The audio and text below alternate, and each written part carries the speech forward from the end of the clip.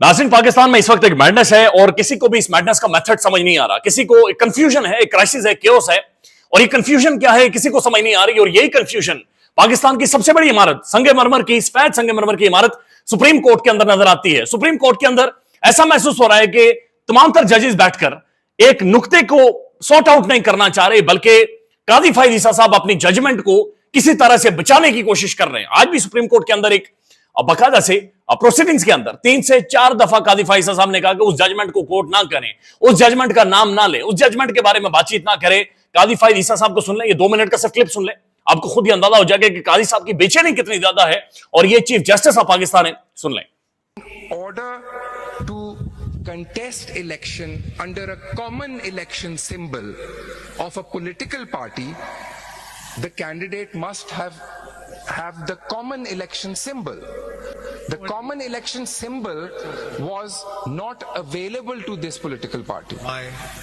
My lord, because in that scenario, it did not. this situation में क्या वो candidate My lord, I think that's not a fair characterization, my lord, that I am saying that it eliminated the political party. पहली बात यह है कि पहली एक दफा बात होती है कि जजमेंट की बात ना करें और फिर जजमेंट की बात हो रही है। अगर जजमेंट की बात है तो कम से कम खोल के पढ़ें। My lord, I am not referring to it. नहीं तो please argue your way, because that's not the judgment, it is the law. पढ़ लें जरा paragraph 15। In the instant case, no one sought to deprive the PTI of an election symbol, not the ECP, the government, nor any political party. Now, one of the things is when you don't hold an election, that's the result. You can do it tomorrow, election kar lein, le lo वापस symbol. It's not a end time thing. I mean, I was very surprised कि election फिर भी नहीं कर रहे हो। 10 दफा वो कहने तो हम नहीं करेंगे, आप कुछ कर लो। भाई हमने कानून नहीं बनाया, जिसने कानून बनाया उसको जाके कहो कि आपने क्यों लिखी है। नहीं, देखें ये मुनासिब बात नहीं है। या तो अगर आप जजमेंट का बार बार रेफर कर रहे हैं, फिर उसको पढ़ के बताइए कहाँ लिखी हुई हैं ये बातें। ये आप या तो अपने आर्ग्यूमेंट करें, हमके तो कोई लिमिट होती है ना कि आप बस हम चले जाएं क्या कब तक की केस सुनेंगे? कोई खत्म तो करना चाहिए ना केस। हर केस कोई महीनों तो नहीं चलना चाहिए। बाकी लोग भी तो सफर कर रहे हैं, thousands of cases of pending. Sikandar, इसका मतलब है आप प्लीज अपना आर्ग्यू करिए। to understand your point. You are saying that point आपने कहा ही नहीं, आपने 2 it's just a binary thing, right? That either you get the symbol and then you are a candidate of the political party, or you don't and you are an independent candidate. ये तो आपकी बात मुझे ठीक समझ आई है। Now here is a problem, a difficulty, that on account of a judgment of the Supreme Court, and I will say that because Election Commission has based itself on that judgment. On that, we are unable to give you that election symbol. Therefore, you become an independent candidate. And this is also how you have interpreted it in your order of the 2nd February. आप देखिए, आप जो कहना चाहते हैं वो कहे ताकि मैं हमें समझ जाए आप कहना क्या चाहते हैं। My lord, मैंने तो I thought I was extremely. अब इसके बाद सुप्रीम कोर्ट के अंदर क्या हुआ है वो आपको बताते हैं, लेकिन पहले पाकिस्तान के प्रोमिनेंट जर्नलिस्ट हैं, सुप्रीम कोर्ट को कवर कर रहे हैं, असद अली तूर साहब। आज उन्होंने सुप्रीम कोर्ट के अंदर खड़े होकर 6 से 7 दफा कहा कि मुझे शर्म आ रही है, मैं शर्मिंदा हो रहा हूं। सुप्रीम कोर्ट ने सबको शर्मिंदा कर दिया, ये शर्म का मुकाम है। असद तूर साहब को सुन लें। ये इतना शर्मनाक है, इतना शर्मनाक किरदार है पाकिस्तान की आला अदलिया का, खुसूसन सुप्रीम कोर्ट का, कि सारी उम्र हम लोग, मैं बतौर सहाफी शर्म महसूस करूंगा। मैं सुप्रीम कोर्ट को डे 1 से अपनी कॉन्स्टिट्यूएंसी समझता हूं।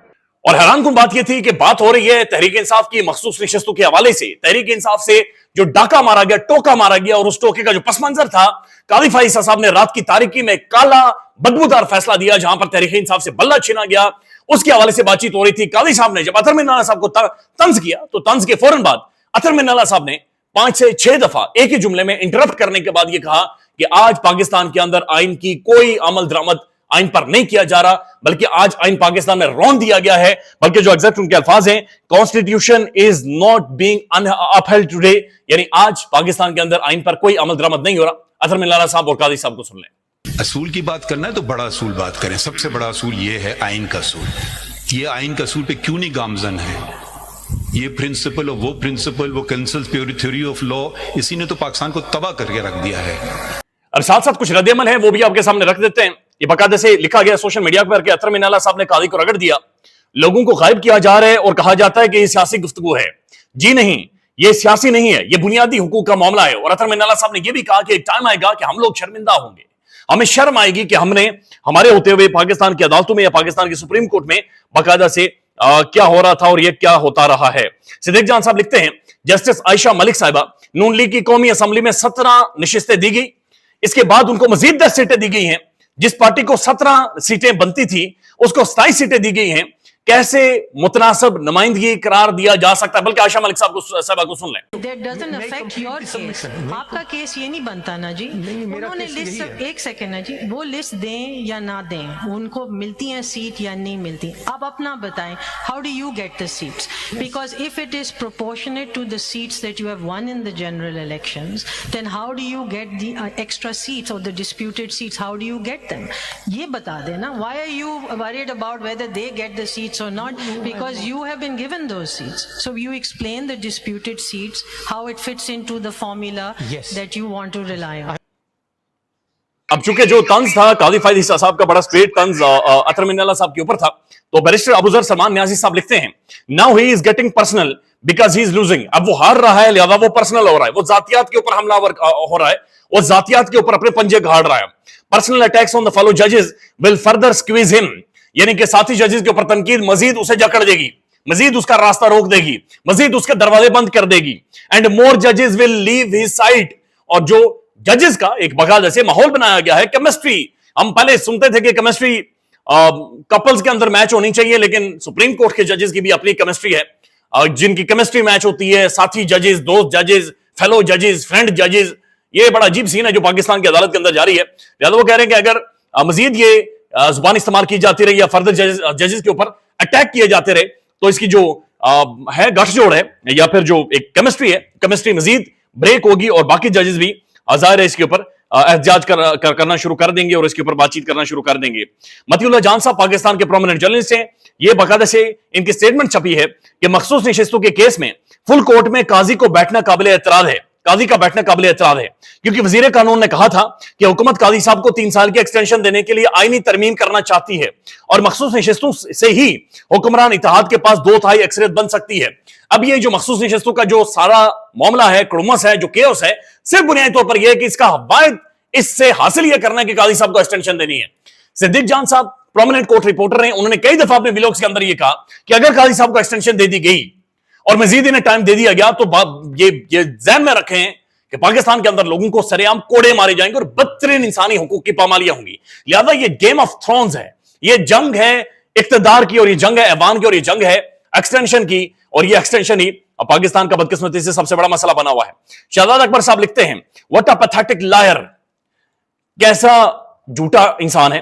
بہرحال ایسے الفاظ نہیں لکھنے چاہیے تھے, لیکن بہرحال he stopped working in 2007.